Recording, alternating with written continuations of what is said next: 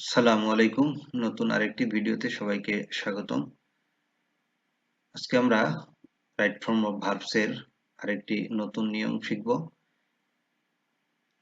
নিয়মটি হলো যে কোনো বাক্যে যখন পজিটিভ ভার্ব থাকে তখন সেই বাক্যের ভার্বের রূপ কি হবে। এখানে আমরা উদাহরণ হিসেবে একটি বাক্য দিয়েছি যেটি একটি চাকরির পরীক্ষায় এসেছিল। He made me dash the car. এখন এখানে এই যে মেড শব্দটি আছে, মেড হইল মেক এর পাস্ট, আর মেক একটি পজিটিভ ভার্ব। কাউকে দিয়ে কোনো কিছু করানো অর্থে এই মেক ভার্বটি ব্যবহার হয়। মেক এর পরে যদি অবজেক্ট থাকে অর্থাৎ সামবডি সামথিং যাই থাকুক, তাহলে এর পরের ভার্বটি হবে ভার্বের ওয়ান। এখানে ভার্বের ওয়ান হবে। তো অপশনে আমরা যদি দেখি যে অপশন খ তে ড্রাইভ আছে, এটি হবে এই প্রশ্নের সঠিক উত্তর। He made me drive the car. তখন অর্থ হবে কি? অর্থ হবে সে আমাকে দিয়ে গাড়িটি চালিয়ে নিল।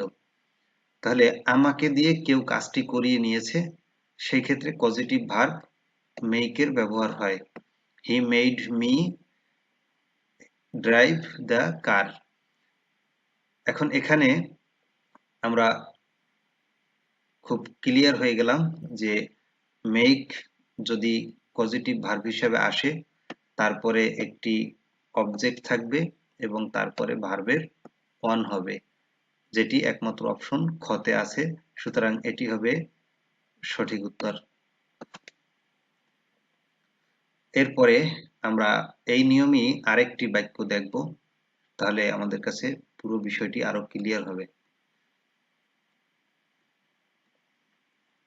The teacher made the children dash the book. এখন এখানে the teacher এটি হলো সাবজেক্ট, মেড এটি হলো আমাদের সেই পজিটিভ ভার্ব, এরপরে অবজেক্ট হিসেবে আছে the children। এখন এখানে কি বসবে এটি আপনারা খুব ভালোভাবেই জানেন যে এখানে কি বসবে। এখানে বসবে ভার্বের one. read. The teacher made me children read the book. অর্থাৎ শিক্ষক শিশুটিকে দিয়ে বইটি পড়িয়ে নিল। The teacher made the children read the book. শিক্ষক শিশুটিকে দিয়ে বইটি পড়িয়ে নিল।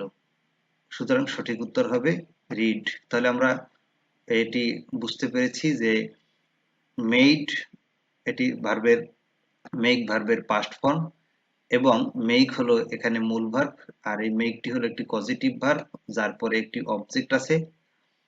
সুতরাং তারপরে অবজেক্ট থাকার কারণে এর পরে ভার্বটি হবে মূল ভার্ব।